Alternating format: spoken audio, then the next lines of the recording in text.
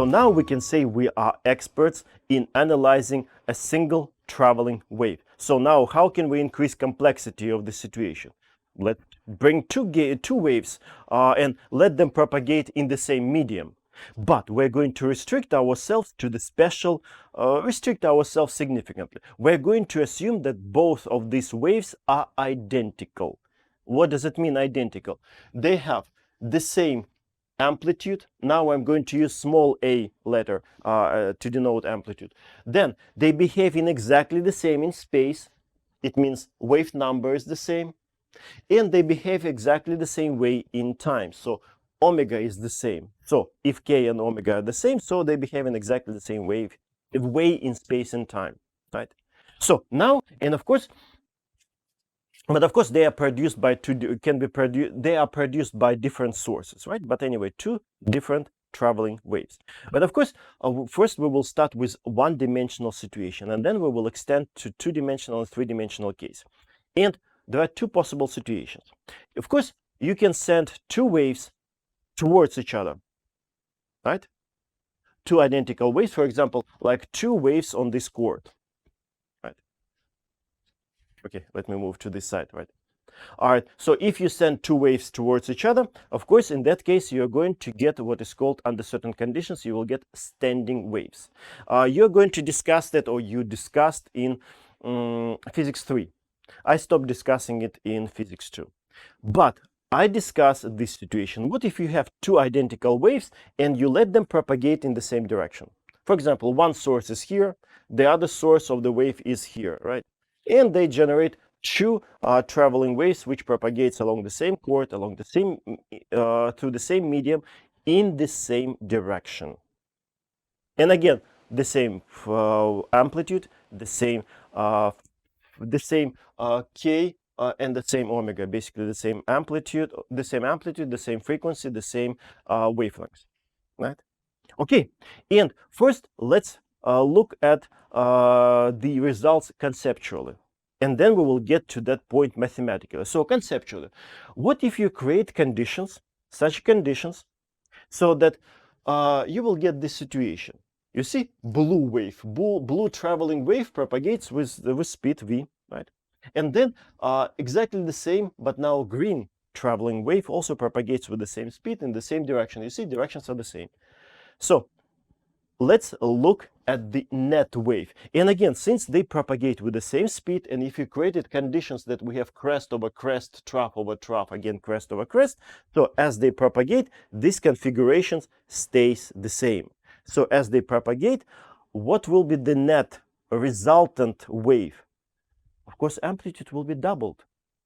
So the net wave is going to have double amplitude and also propagate in the same direction with the same speed, right? So let me draw it.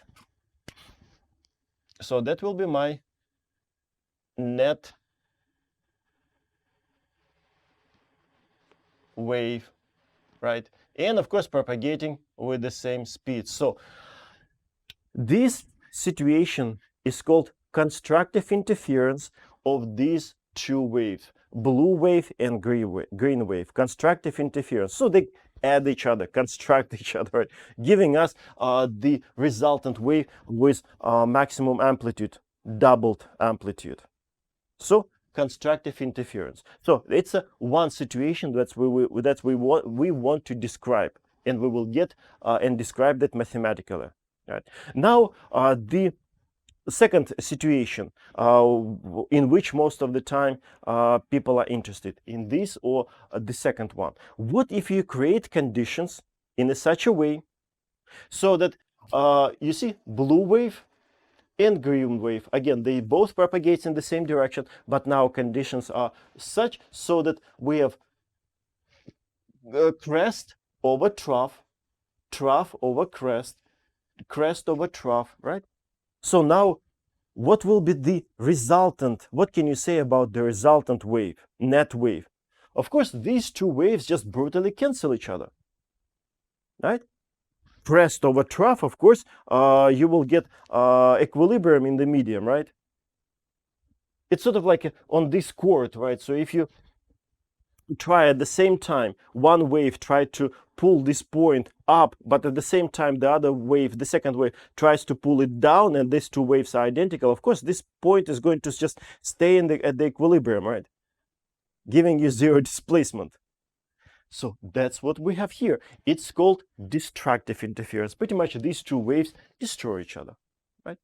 So in applications, very often people are interested either in this case or that case. Of course, there can be something in between, right? So when you have a conditions when this wave slightly shifted, then of course there will be some small resultant amplitude, right? But those something in between, most of the time people are not interested. Most of the time people are interested either in constructive or destructive interference. So now that's conceptual description, and now let's get conditions, let's get an equation, expression, some formulas which can be used to predict that at a certain point we're going to have this, or maybe at a certain point we're going to have this situation, right? We want to be quantitative, we want to predict, we want to calculate it, right? Okay, so let's do it. And now there will be a little bit of tedious math.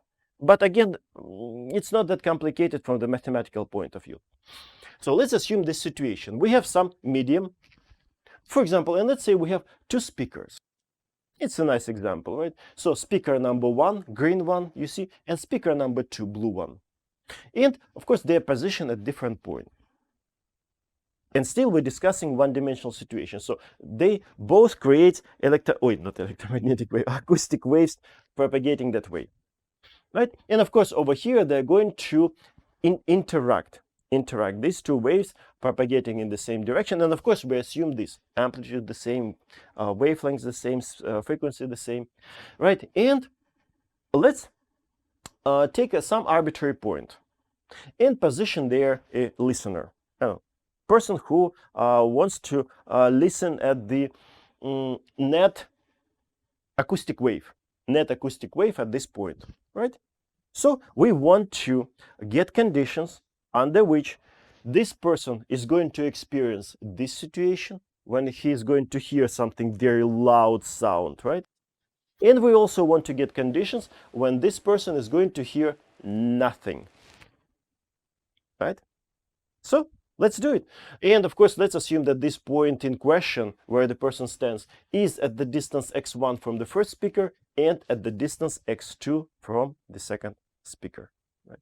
And I prepared this because we will need this trig identity. So now let's write down equation for the green wave,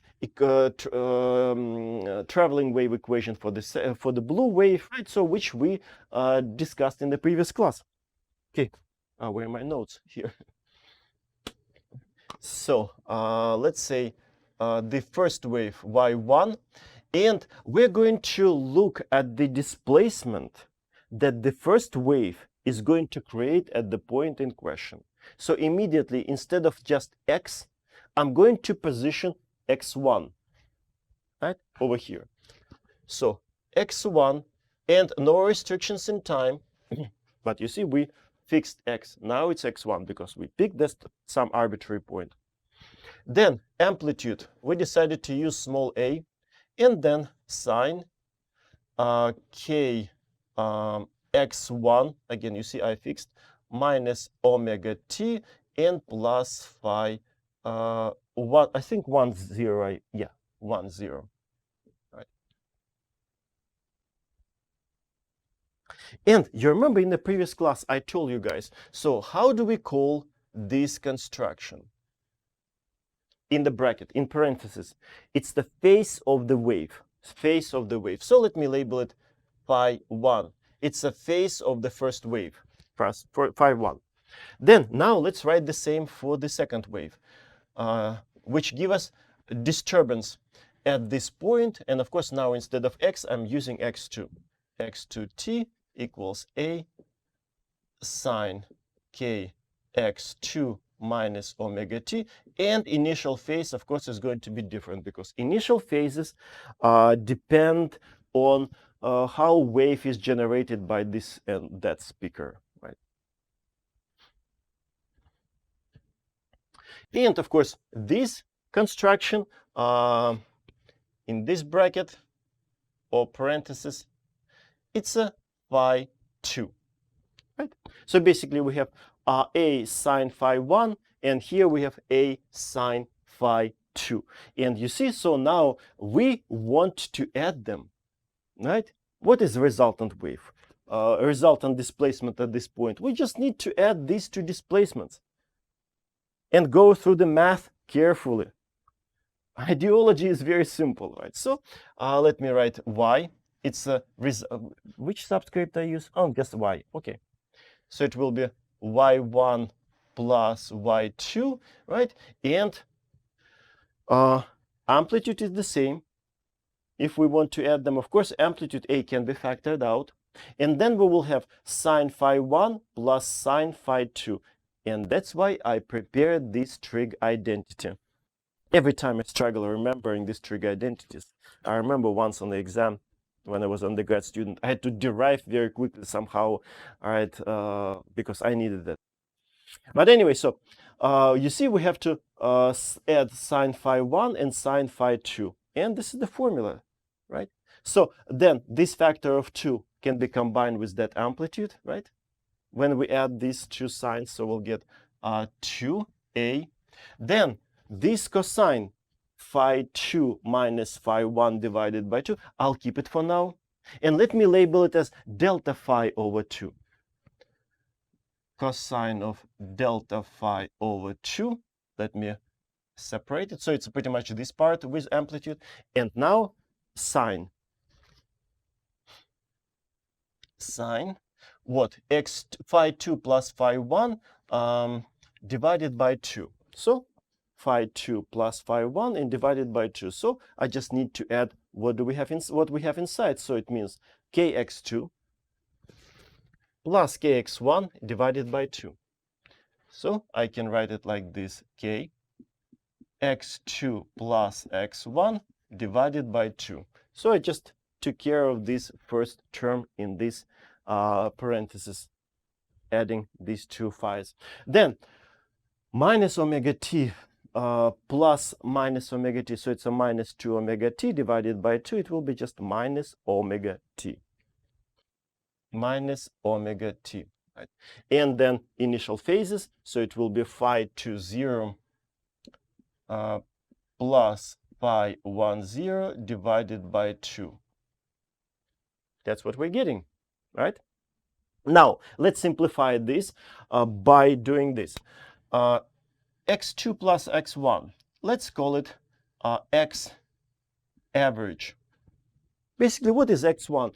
x1 plus x2 divided by 2, it will be just the average distance from these two sources to the point in question. So that's why I label it x average, AVG.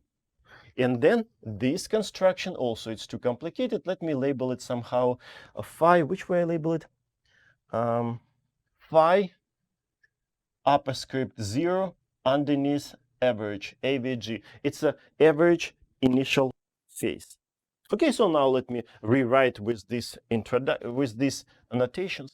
So it will be y equals 2a cosine of delta phi over 2, and this sine k x average minus omega t and plus phi average sub upper script 0. Okay, so this is what? Again, this is the resultant wave. Resultant wave. In this case, actually, I forgot to draw that these two waves cancel each other. Right. Right. So this is a resultant wave. So under certain conditions, you can get this red wave. Under certain conditions, we'll get this red nothing. Right. Okay. And is it a traveling wave? Because over here, we sort of came to that conclusion that this red wave is also travel, right, with the same speed v. And yeah, it also travels because we have kx. Okay, we have complicated x, but anyway, it's x. Then we have time dependence, kx minus omega t plus initial phase. So it's a traveling wave, but with a complicated amplitude. Inside of this amplitude, there are tons of information which we will dive and analyze. But for now, I just present it in this way. Probably I should, right? So this is amplitude A. amplitude. And you see, that's why I used over here small a, so that I can save capital A for this amplitude of the resultant wave. And this amplitude depends on what? Phase difference, phi 2 minus phi 1. Right. Okay, so it's still traveling wave.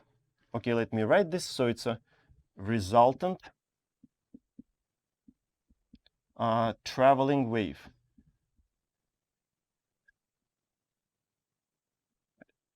Okay, so what else I wanted to say? No, that's it. And now, as I said, under certain conditions, we're supposed to get this constructive interference. And what's so special about this constructive interference? Amplitude is the maximum possible, right? So when can we get maximum amplitude out of this? And then, of course, the second situation, we will have to look at the situation when amplitude is basically zero, right? So now let's look which way I wrote it. So first situation, A. So what's the maximum amplitude? Look at the expression for the amplitude. What's the maximum value of the amplitude? Of course, it happens when cosine equals to what? 1. Okay, plus minus 1, right? And of course, then amplitude will be 2a. That's the maximum possible, because you know cosine function cannot be larger than 1, plus minus 1. Right? So we can write that the amplitude is 2a. And of course, it happens. Okay, let me emphasize that it's a maximum. And of course, it happens when let me first step by step. Cosine delta phi over 2 equals to plus minus 1. Of course, it happens when that cosine reaches the maximum values, plus minus 1. Right? And you know what? Now I need to know the values of cosine. Let me draw cosine function over here. So it will be something like this, right? Cosine function. So this is pi over 2. Pi over 2. This is pi. This is 3 pi over 2. This is 2 pi, and so on. Right.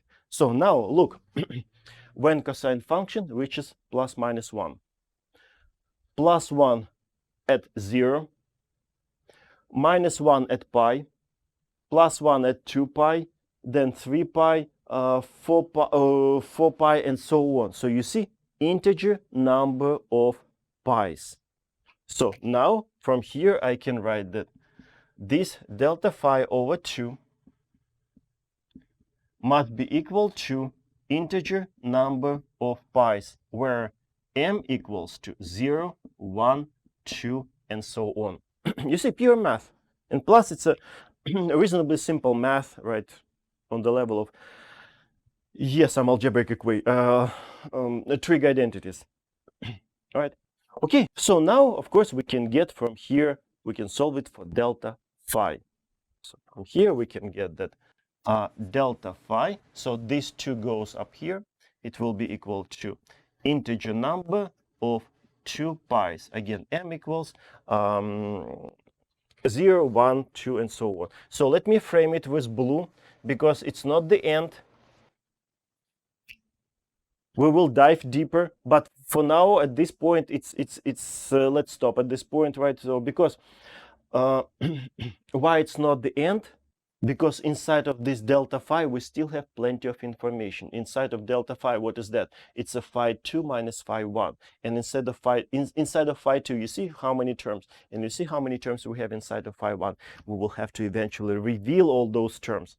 But for now, at this point, at this stage, it's good. So now let's look at the this situation when the amplitude is minimum.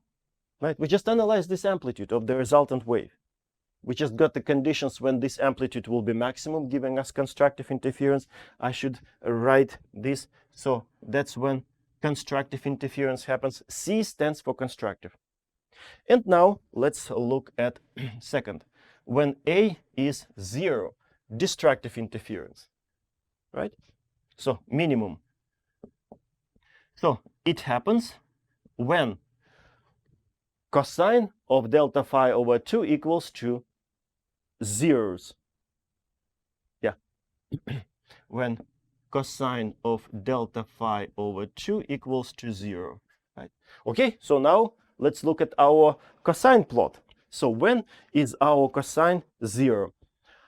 Pi over 2, 3 pi over 2, 5 pi over 2, 7 pi over 2, and so on. So now we just need to write the formula for those pi over 2, pi over 2, and pi over 2, right?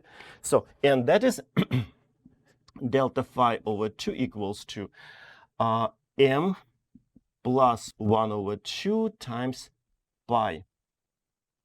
Again, where m is an integer. 0, 1, 2, 3, and so on. Let's check. Are we getting what I just mentioned? When m equals 0, we're getting pi over 2. It's this point. Cool. Then m equals 1, so it will be 2 over 2 plus 1 over 2. It's a 3 over 2. 3 pi over 2. It's at this point. Again, cool. And so on. So 2, it will be 5 pi over 2. It's the next point. Then 7 pi over 2, and so on. Yes. So we included, using this formula, all those points, right? So, and again, let's just solve it for delta phi. So this factor of 2 goes up there. And we were getting something similar to this.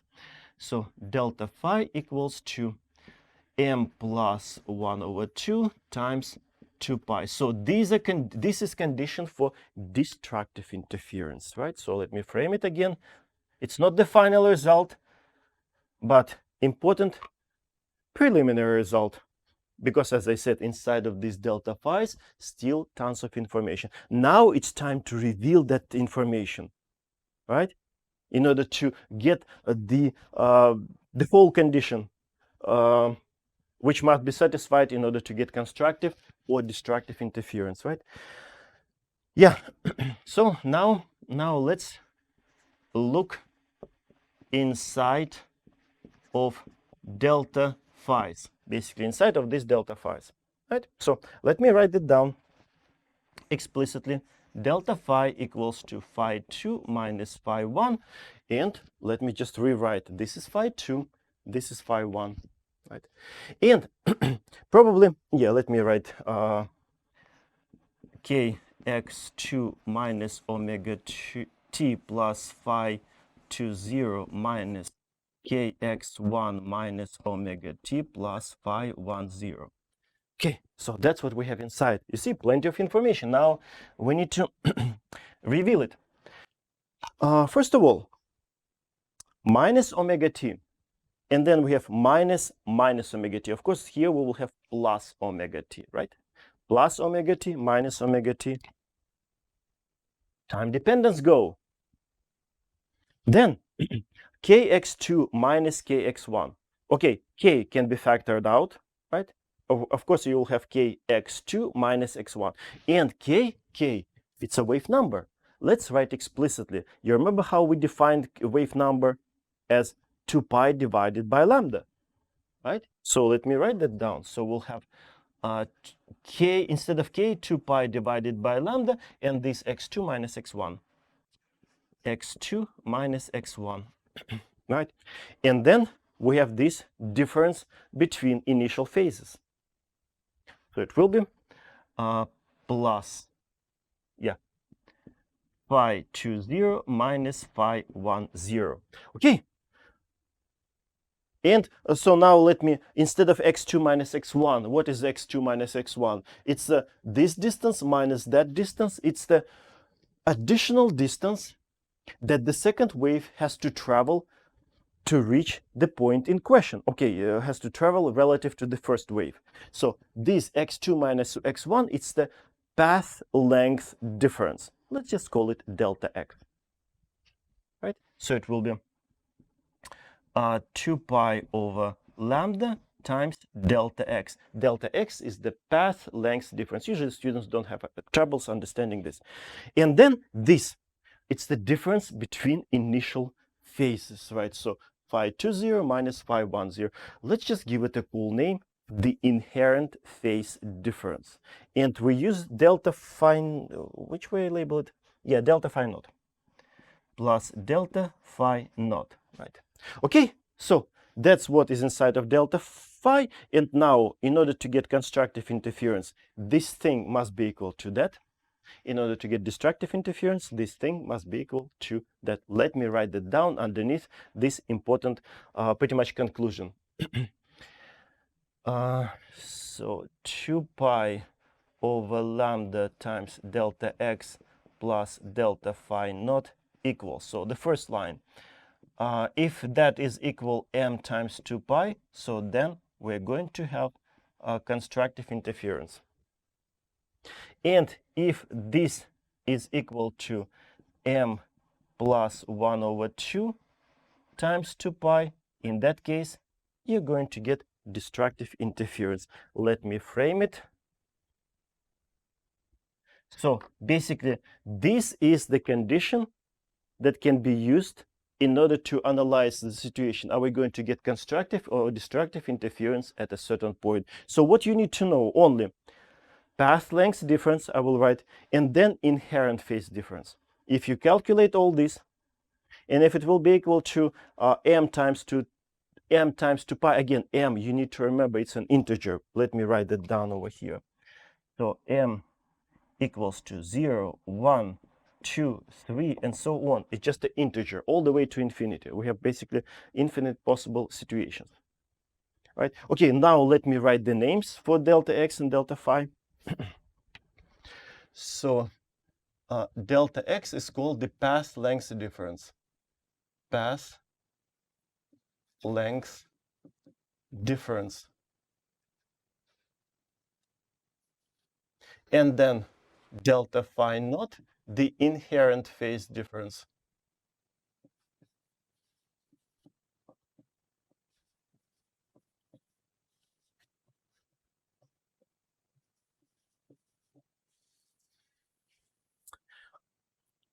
Okay, so now I can erase this. We don't need it.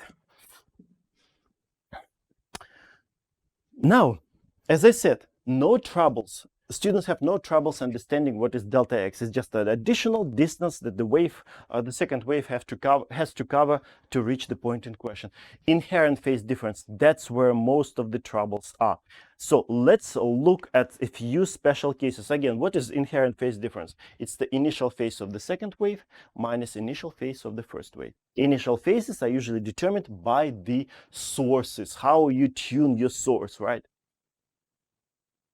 Is it going to start, is it generating just pure sine function, or maybe minus sine function or cosine function? Let's say I'm talking about the snapshot graph. So let's look at a few cases. And usually information about the inherent phase difference can be extracted from the statement of the problem, right? Let me show you. So let's look at a few examples. Let me draw a few pictures. So let's say we have a speaker number 1 and speaker number 2. And let's say the first speaker generates this wave. It's basically snapshot graph at t equals 0. Let's say at t equals 0. Snapshot graph.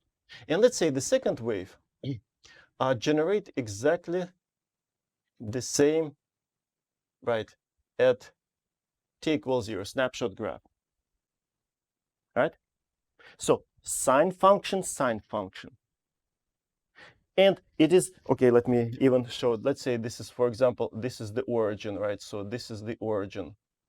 So what can you say about the initial phase of this source? You remember yesterday we discussed, so if at t equals 0, a wave intersects the origin, right? The initial phase is 0. So in this case, initial phase pi to 0 equals 0. And in this case, we have exactly the same situation as 0.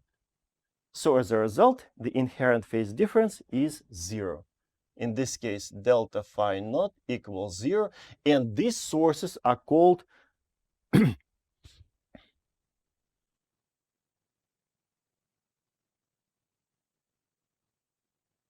these sources are called identical sources or in phase. Which way? So we can say that we have identical sources. Identical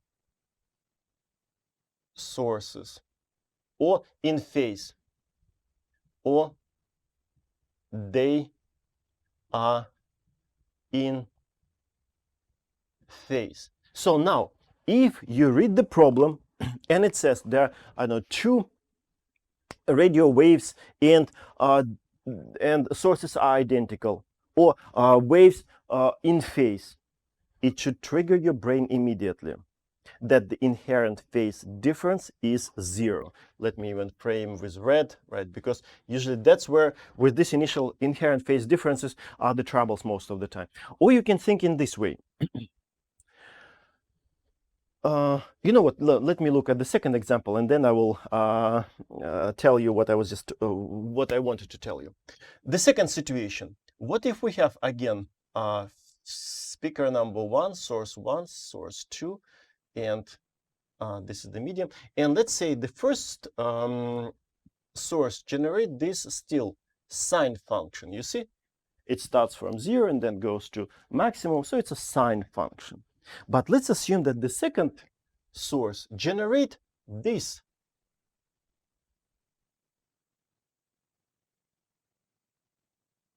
inverse situation. So you see here it goes up, but now this source generate wave. Again, it's a snapshot graph. Let's say at t equals 0, two snapshot graphs of two waves. So this is sine function, this is minus sine function. Okay, let me even write that down. So this is sine and this is minus sine. So what's the phase difference between sine function and minus sine function? You remember high school stuff? Sine and minus sine function, or for example, sine and cosine function. The phase difference between sine and cosine function is pi over 2. The phase difference between sine and minus sine function is pi. Basically, what does it mean? It means that what do you have to do, for example, with second wave, in order to overlap it with the first wave? What do you have to do? You have to pretty much shift the second wave back so that this point will go into that, right? So basically, you need to shift the second wave by this distance, right? Shift back. And of course, then this will be a crest against over that crest, that trough will be over that trough, and so on. So you have to shift by what? Half a wavelength.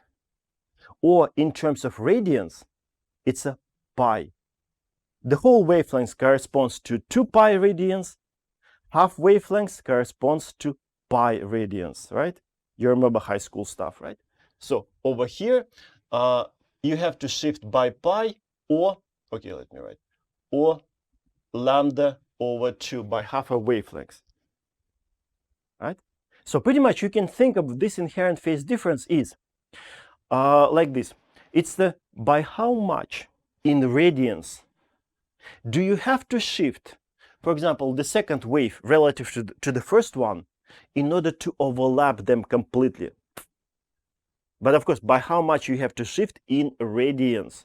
In this case, you see, you don't have to shift the second wave by anything, right? So they overlap.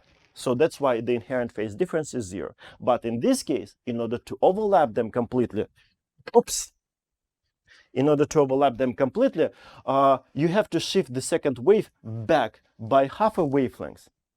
You see this small part, which is half a wavelength corresponds to pi, because you remember I told you have to shift it in radians, by how much you have to shift in radians in order to overlap them, right? So in this case, this is a situation when our source is out of phase, right? Which way I wrote it. So delta phi naught, now I can write that delta phi naught equals to pi, and these sources, which way I wrote it, just a second, out of phase. Sources are out of phase, right? Okay, let me frame it. So now, again, most of the time, that information must be extracted from the statement of the problem. If the problem says there are two waves or sources and they are identical or in phase, okay, it should immediately tell you inherent phase difference is 0. So they both generate, for example, sine functions. Again, if you look at the snapshot graph. Or if the problem says there are two sources in out of phase, okay, it should immediately tells you, okay, yeah, so I have to remember immediately that delta phi naught is pi, right? Or it can be, for example, if this is sine function, but that is cosine function, in that case, the phase, inherent phase difference will be pi, because that's how, because in order to overlap cosine function with sine function, you have to shift cosine function by pi over 2, or quarter of the wavelengths. Right? Okay, that's how you should analyze inherent phase difference, right? Usually from the statement of the problem. Although lots of students just usually a small number of students usually read the problem carefully, extract that information, and use that in the statement. Usually, most of the time, they just trash it, assume that delta phi naught is 0, right, and solve it with the wrong statement, right? Although it's not that complicated, right? Only most of the time, only two situations. Or also possible, I can give you, for example, explicitly, let's say phi 2 naught is given, let's say pi. And this is, for example, 0. Well, in that case, just take this pi, subtract 0, or pi and pi over 2. Or in those cases, if initial phases are given, then just subtract them. It's not a rocket science. Okay, so that's what this is the condition which you have to use in order to analyze, to get this, or in order to describe this situation or that situation. Now, let's make a transition from one-dimensional situation, because this is one-dimensional case, right? Now let's make a transition to two-dimensional case or three-dimensional case. Yeah, most likely we would be able to solve the problem. Right, so the transition is very simple. So let me write, transition from 1D to two-dimensional case. So first of all, what is a two-dimensional wave? It's a, let's imagine you have a lake, and somewhere in the middle of the lake or pool, let's say you start poking your finger right into the water. Of course, you will start creating ripples, circular waves, right, spreading through the whole pond or lake, right? So those ripples, sort of circular ripples, right? These are the example of two-dimensional wave, or circular waves. Example of a circular waves, right? And so, of course, if you want to draw it, of course, it will be something like this. So let's say here we have a source. Okay, let me use blue. So here we have a source, and of course, around this source, we're going to draw some circles, right? In order to visualize this wave. Let's say this is source number 1. Right? Guess which points we use to draw these circles. Because when you see the ripples, right, you see what? You see crests, then troughs in these waves on the surface of water, right? Crest, trough, crest, trough. So basically, if you look at the water, you're going to see a bright circle, which is the collection of crests, right? So we got bright. And of course, darkish circles, collection of crests. So which circles to use in order to visualize this wave, describe this wave? Any psychologist will tell you, use something bright, right? So be positive. So that's why people decided, I guess, to use collection of crests to draw these circles. And these circles are called wave fronts. So I can draw something like this over here. So here, since we have a circle, right? So the line, so it means that here we have a crest. You see the crest? Then between these two lines, of course, there will be trough. And then again, on the line, there will be crest. And then again, there will be, between these lines, there will be trough, and then again, crest, and so on. So, and these, as I said, these are wave fronts. Wave fronts, right? And wave fronts, these are collection of crests. Basically by convention. Of course, there wouldn't be anything wrong if you use troughs, but since people use crests, of course, use crests, right? So, circular waves. And again, let me ask you: is it a snapshot graph or history graph? Because again, it's a wave. Every time we usually use either history graph or snapshot graph. That is definitely a photograph. This is definitely a picture of the circular wave. So this is a snapshot graph of a circular wave, right? And of course, as a result, if it's a snapshot graph, you remember then the distance between adjacent crests is the wavelength. This is the wavelength, right? And now, what if we have two sources, two circular waves on the same pool or the same lake, right? So let's say I have two fingers poking maybe in phase or out of phase or somehow, right? But I create two sets of circular waves. Okay, let me draw. Let's say this is my second source, right? And of course, I will draw the similar wave fronts. And let's assume that these two waves are identical. The same amplitude, the same k, the same omega. Right, so I will draw second set of circles. Right. And now you see they overlap. They overlap. Of course, they're going to start interacting similar to one-dimensional cases. So, and as a result, for example, at this point, you can have constructive interference. At that point, you might have destructive interference. Then again, constructive. So you're going to see the whole field of either constructive or destructive interferences. And you saw it on the lake or maybe on the river when there are different sources of waves, right? And you can see some pattern of larger amplitudes, smaller amplitudes, right?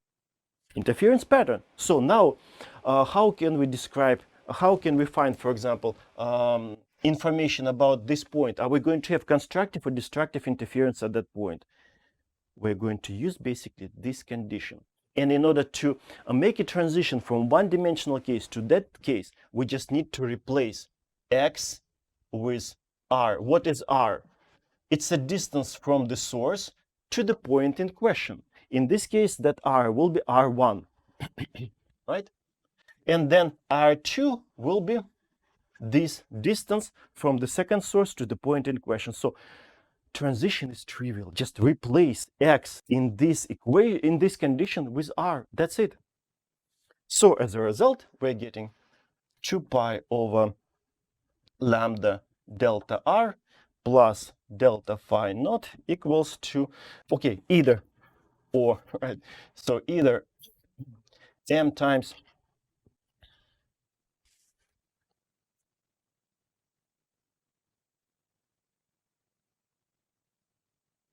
m times 2 pi for constructive interference, or m plus 1 over 2 times 2 pi for destructive interference. And now I will frame this with red. Although it's the same as this, but this is limited to one-dimensional waves only. But now we made a transition to two-dimensional, and actually it can be used also for three-dimensional case if you have spherical waves, right? Okay, we still have 5 minutes, and I think we should be able to solve one problem. Problems are not that complicated. It's all in this condition, nothing else. You just need to calculate delta R. Extract information about delta phi naught from the statement of the problem. Add them all up and see which condition you're going to get. If this, then it's a constructive interference at that particular point. If you get this, it will be destructive interference. If you getting something which is neither this nor that, something in between, then it's something in between. You're going to get not the maximum interference, not the maximum amplitude, neither zero. It will be something in between. Right? It's not a crime. It's possible. Okay, so now let me quickly solve one problem. And since, as I said, it's not that complicated, yeah, but I will have to erase this. So problem 31, it's the chapter 17. We have two radio waves. Okay, let me, yeah, I need to erase this.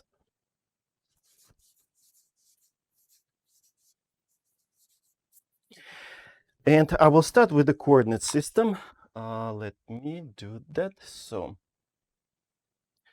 this is y, this is x. Oh, slightly tilted. Okay, good enough.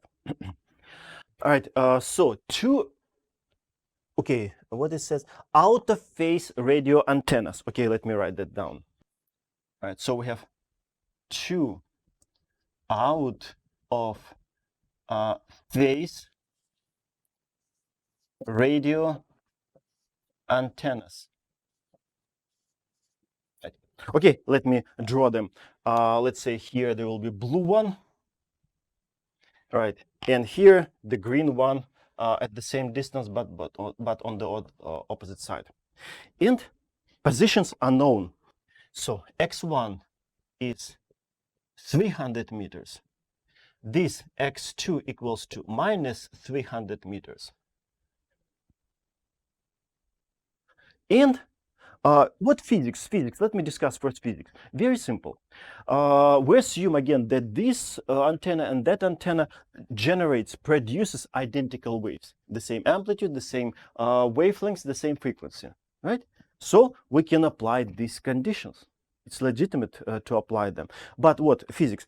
Of course, this blue antenna is going to generate its own two-dimensional waves, right? And this, what I just drew, wave fronts, collection of crests, right? And of course, the green antenna is going to generate something similar, right? And of course, at every point, these two waves are going to overlap, interfere, interact, giving us at a certain point constructive interference or destructive. It means that what? If you go there with an antenna, right? With an antenna, right? And you will be able to detect a very strong signal, right? Or maybe you will shift by slightly and there will be destructive interference. Maybe here will be constructive. Then if you move slightly, it will be destructive. Then again, constructive, destructive, constructive, destructive, right? You've seen something like this, as I said, on the surface of water. You saw those ripples, right? Okay, so any point can be analyzed, but the problem asked about a particular point, which is right in front of the first antenna, right over here, and which is at the distance 800 meters. So right in front of the first antenna, and the y-coordinate of that point is 800 meters. Pretty much that's where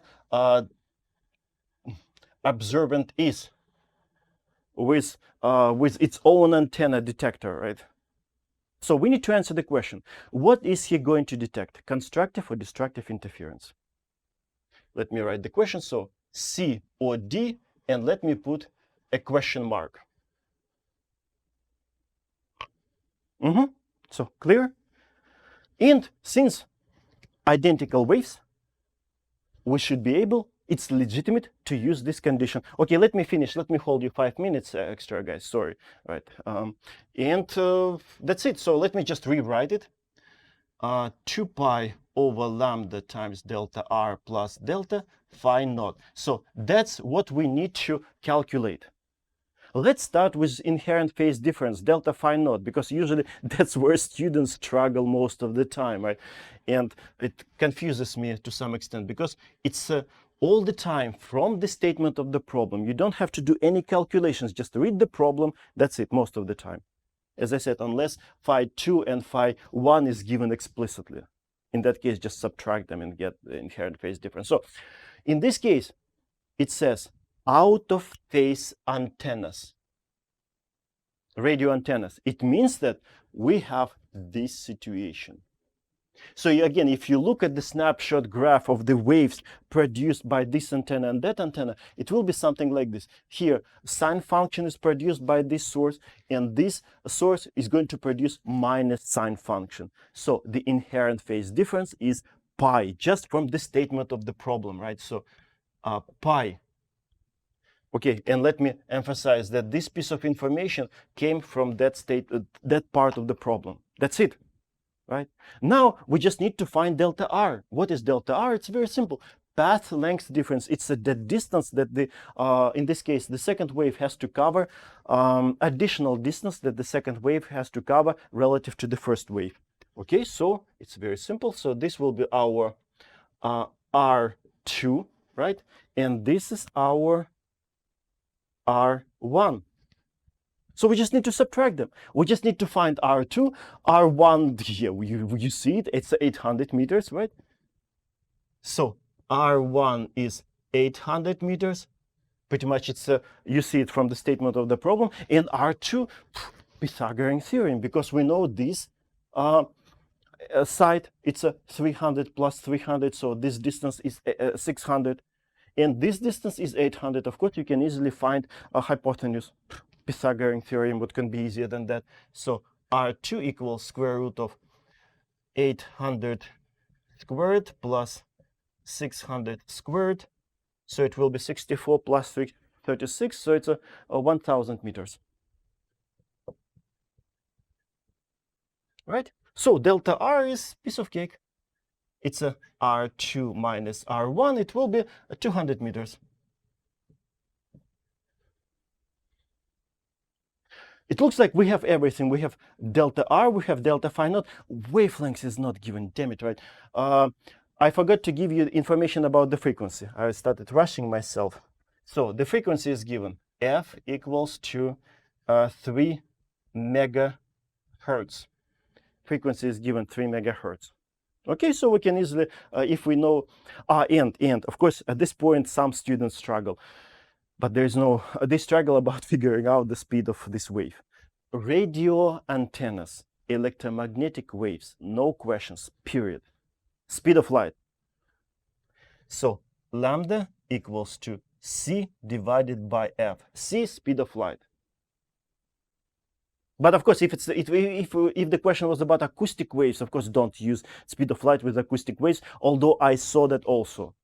I saw sometimes students use speed of light as a speed of acoustic waves, right? So 3 times 10 to the power of 8 meters per second divided by frequency mega 10 to the power of 6. 3 10 times 10 to the power of 6, 1 over hertz, 1 over seconds. So it will be 100 meters. 100 meters. So that's the wavelengths. Okay, now let's, we prepared all the ingredients. Let's just shove that in the condition and see what we're going to get. Pretty much we're almost done. All right, so now let me put it here. So it will be 2 pi divided by lambda 100. Then delta R 200. Then plus inherent phase difference pi. Okay. The moment of truth. So what are we getting? Here we'll have 2 times 2 pi. It's a 4 pi plus pi, 5 pi. And now, conclusion. Are we getting constructive or destructive interference at that point?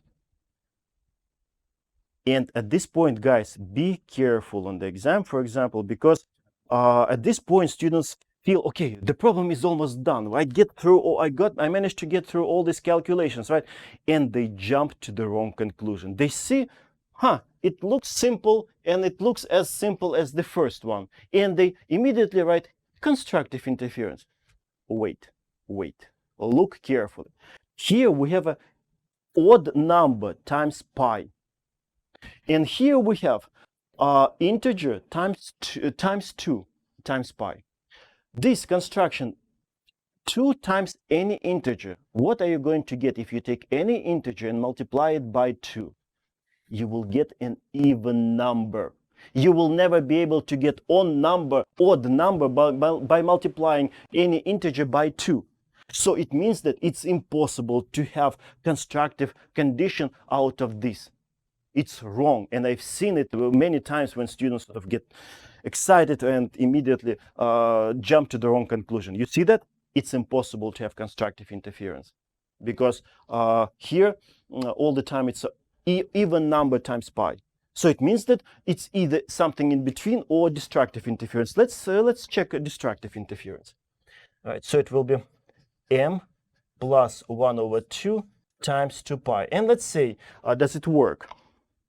M is an integer, 0, 1, 2, 3, right? So let's start one by one. 0. M equals 0, it's a 1 over 2 times 2 pi, it's a pi. Not our condition. Let's take larger. 1. 1, it's a 2 over 2 plus 1 over 2, it's a 3 over 2 times 2 pi, it's a 3 pi. Not enough. Let's take the next number. 2. 2, it's a 4 over 2 plus 1 over 2, it's a pi over 2 times 2 pi. 5 over 2 times 2 pi, it will be 5 pi. Yeah, that's the condition. So pretty much it's a correct when m equals 2. Destructive interference. That's how it should be analyzed, guys. You see, it's not a rocket science. Of course, derivation was a little bit tedious, but again, I cannot just write this condition out of the blue. But applications, it's all about this, nothing else. As simple as that. You just need to use this condition.